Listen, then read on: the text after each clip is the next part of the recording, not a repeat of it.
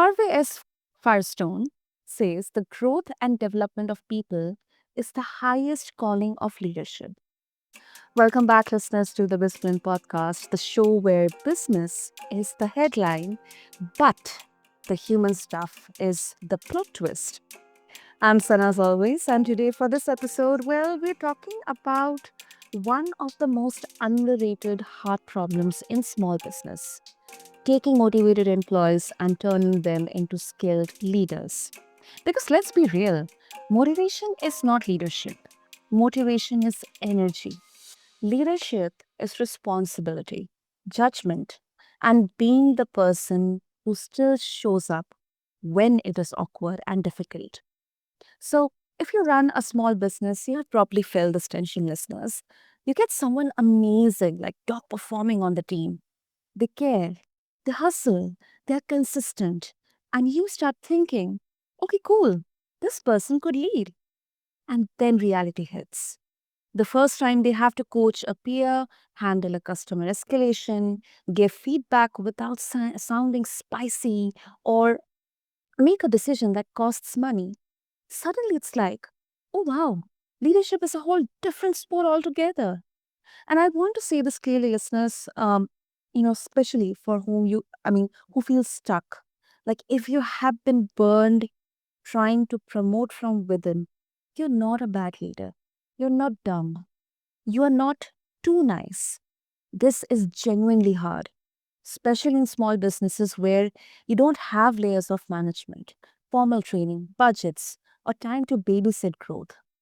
Our listeners today, my guest has spent 45 years acquiring and turning around businesses. He says he's uncovered the magic of teaching motivated employees to become skilled leaders. And to be honest, I really love that word magic because it implies there is a method, there is a way out, but also that humans are messy and there is no cheat code. So, we are going to unpack what actually works, what fails, and what most owners refuse to say out loud. So, listeners, please welcome my incredible guest, Rich Ashton. Rich, welcome to BizBlend, and it's really, really an honor to have you here. Well, it's an honor to be here, and I'm looking forward to our conversation. Wonderful, wonderful. Okay, Rich. Okay, let's begin with first. Like when I was doing the intro, and I specifically said that um, I love the word magic because it actually helps to understand and realize that yes, there is a way out, but it is not like a cheat code or just a one-day overhaul. But when you say that you have uncovered the magic, Rich, of developing motivated employees into skilled leaders, what do you mean in practical terms? Well, the most practical example that I can give you is that when we started this program, really 10 years ago, but in earnest, we started it 3 years ago. I had a selfish goal, and that was I didn't want to sell the company. I wanted to leave it in the hands of the existing employees if possible, but nobody was ready to serve in that role. So from a selfish standpoint, if I could raise them up to be the leadership team that we needed, I'd Mm-hmm. be able to step back from daily activities. It happened that way. It was a phenomenal success. We began with 8 people in our leadership training class. We lost 2 of them along the way who just weren't up to the task, but the 6 people who remained in the class and finished the class, are now running the companies today. Wow. No, that is actually phenomenal. And I also believe that even and I mean this is applicable for early stage entrepreneurs as well because um, especially when we look at the life cycle of a business here, like specifically when it starts with, the entire existence of the brand or the company around a single person, let's say the founder or the owner, uh, it kind of becomes very difficult, especially when it comes to exit or kind of, passing on the legacy to someone else because your identity, your individual identity, I mean, the owner's identity is completely tied to the company's identity and vice versa. So I think that's a very important point to be cognizant about. And Rich, how did you realize all about this? I mean, were you put into this situation where you were top performing and then you were put in the leadership position? I mean, what was the story behind all this?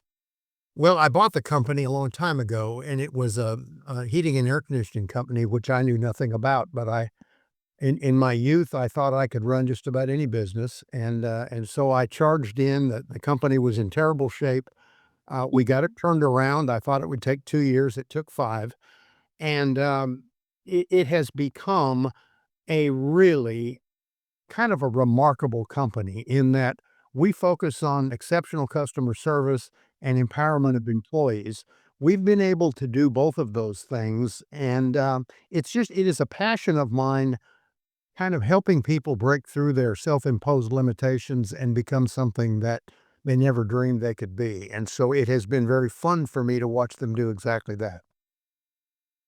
Mm, mm, that's interesting. And so if you, uh, I mean, like, is it fair to say that, and this is specifically around motivation, Rich, like, is it fair to say motivation can be selfish sometimes? Like, I want to move up versus I want to carry others. Like, how do we separate ambition from leadership readiness, without judging the person as bad? Well, that's an interesting question. Let me think through it as I talk. Mm-hmm. I I'm a believer in people, and I don't know that ambition has gotten in the way of people's development. I have found people who are not willing to change, and we have eliminated them from, leadership consideration. But one of my fundamental beliefs is that you can motivate people by connecting with them. And once I'm really connected to you as an employee, then Mm, we can have deeper conversations. I can really usually find out what's holding you back, and we can attack your future by looking at the things that have created a ceiling on your performance. And for each of us, it's different. mm, Mine was more emotional. Others just never saw themselves in a leadership role. So mm, when you forge that kind of a connection with people, they're anxious to share more with you, and when they see that they're becoming more than they ever thought they could be, mm, it's a fairly easy process at that point. mm, mm. Now, personally, I really agree with you because, um, especially around leadership, this thought process, it gets tossed around a lot that it's always, um, you know, linear and just one sided. Like, there is only a single aspect of being strong and aggressive and very, straightforward. But I believe that, especially for employees or people who are actually super talented, highly talented, they have potential, but they may not realize it for the fact. Um, I think through conversations and building that human connection, uh, we can actually uncover so much. So I think that's how a kind of a legacy is built within a company, whether it's a small or a medium business or it's an enterprise as well. Like, we have seen so many companies out there where other ex-employees now are CEOs, or they are the founders of some great startups out there. And I think to a lot, I mean, to a huge extent, it shows that how the internal culture is built, because they're not just delivering the outputs or the numbers or achieving the target, but there is a kind of a mentorship of, within the managers or the leaders and the team members, in terms of situations, like, even if nothing is working, everything is against you, how do you show up, how do you manage everything within that kind of a pressure system? And Rich, let's talk about small business reality here. Like, you know, no leadership academy, no um 6 layers of management. What's your step-by-step process to turn a motivated employee into an actual leader? Not vibes, but a process. It's there's several pieces to it, and in our leadership training program, the first thing we did was identify whatever it was for each individual participant that was holding them back. For instance, uh, Mm. one of our leaders in the company now had had a pretty rough childhood, and she had become convinced that uh, the world kind of disliked her. She's a very talented person, but from an emotional standpoint, she wasn't able to move forward. And when you get to be an adult, the the lessons that life has taught you are pretty well ingrained. So it's not Right. an easy process to get past those things, but that was the thing that was holding her back. It certainly wasn't intellect, it wasn't effort, it was the emotional side. And so we concentrated on that. For someone else, who is also now a part of the leadership team, he just had never been exposed to leadership. He never saw himself in a leadership role. We identified him as being very bright, and he seemed to be moving forward. And once we gave him the one-on-one attention and gave him projects and celebrated his success, he moved forward rather rapidly. You can't do these things in a big company, but you can do them in a small company, and that's one of the things I love about being in small companies. My goal as a leader is to connect with everybody in the company over something different. So when I have a conversation with you, just a, uh, uh, an accidental conversation out in the shop, we're going to talk about something that we have in common, whether it's sports or whether it's children or grandchildren, or something in the business world. It rarely has to do with heating and air conditioning. In my case, it has to do with what makes that person unique and what our connection is. And once you make that level of connection, moving people forward gets so much easier. It is easy. Yeah, absolutely. Absolutely. This is such a good point, Rich, especially, I mean, personally, I'm such a huge advocate, and it's kind of funny that sometimes I get a lot of pushback when it comes to fostering not relation, I would say, but fostering this dynamic with team members, especially when you are in the leadership position. um, I really feel kind of a fulfillment, when if I'm able to guide someone and maybe connect with them on something similar, maybe guide or maybe mentor if they're struggling in any specific areas in the work, or maybe just kind of have just a conversation like sitting on the coffee table, or connecting virtually and have a conversation with them. I think that itself makes it so much easier for an alignment in there, and it kind of removes the barrier. And I think that is so much important, especially in today's modern day and age, where uh you know specifically assessing the current situation, we are only seeing that if you are not able to deliver the output, you are not no longer even deserving to be a part of the company. So I think it requires a huge mindset shift, especially for leaders. Um, and Rich, this brings me to another question. Um, so promoting from within, it can create friction. Like suddenly the person who used to be like one of us is now management. And I have been specifically in that position, like it was 8, 10 years back. Same team, I got promoted to being a team leader. But then I have had some of the most difficult situations when it comes to, managing, like on paper, managing the same person who used to be my colleague. What do you do to prevent peer resentment and that weird social breakup energy? Sometimes it can also result in some very detrimental outcomes for both of Oh, the sides. I agree, and we certainly have experienced that. I like to anticipate those kinds of problems and deal with them in advance. So if Yeah. I I I try to explain, well, there's a term that we use called controlling the narrative, and I wrote about that in the first chapter of my book. Um, you need to communicate with all parties exactly why you make the decisions that you make. And if there are two people of relatively equal ability, and you promote one of them, the first thing I would do after announcing the promotion of the one is go to the other and say, "Here's what this decision came down to. This particular area is an area that I don't think you're as strong in right now, but I'd be happy to help you gain strength in that area. And then the next time there is an opportunity to move forward, maybe you'll be the one who's ready for that."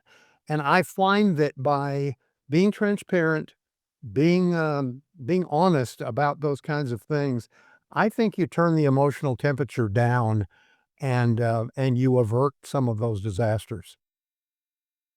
Hmm. Hmm. And many first-time leaders, Rich, I mean, I absolutely uh, understand and agree, like, coaching, clarity, and of course, fairness. But then many first-time leaders, they avoid accountability because they don't want to lose social approval. I mean, they'd rather be liked than be effective. Um, because you create entitlement and politics and awkwardness, like they say, hire leaders from the outside and keep the insights team stable. Like, are they totally wrong, or are there cases where that's the smarter move? Um, I won't say that I've failed by bringing people in from outside every time, but I have failed most times. And it comes down to two things. It's very hard for someone to come in from the outside to an entrepreneurial culture and fit in right away. If they have come from a bigger environment, very likely a small business looks and feels pretty chaotic. And Mm. it's unsettling when you come from a highly organized environment to one where people are expected to do 5 or 6 or 7 things in a day. If you've come from a large company, you're probably a specialist and you're good at 1 or 2 things, but not 7 things. The other side is that if you have this unique entrepreneurial culture and you have Mhm. highly motivated employees, when you bring in somebody from outside, you have said to them, when it came time to hire somebody that was a little higher paid and had more responsibility, I didn't think you were good enough. I had to go outside and bring somebody in. That's extremely disruptive in a small business culture. Yeah, it makes sense, Rich. And it makes sense. Yeah. Yeah. Um, you also emphasize on integrity, exceptional customer service, and employee support. Now, they are really big values. But then values can also, just become like posters on a wall if leadership isn't trained properly. So, how do you teach a new leader to make decisions through values, not moods? Well, we start before they become a leader. One of the reasons they can become a leader is because they share our values. We have a very strong understanding of our values all the way through the organization. And Mhm. so years ago, I looked at an expansion, and I really hadn't been in the company very long. And we opened a remote location, and we sent one of our employees out there to run it. Well, it became very clear to me right off the bat that he didn't understand our values, and so that branch was run without the same core values that the overall company had. We wound up having to shut the branch down for that reason. So I became acutely aware at that point that Uh-huh. that values were going to be a very important part of things. And if it took 3 years for an employee to really become immersed in our value system, then that's just what it was going to take. And I was going to put growth on hold while we settled that problem.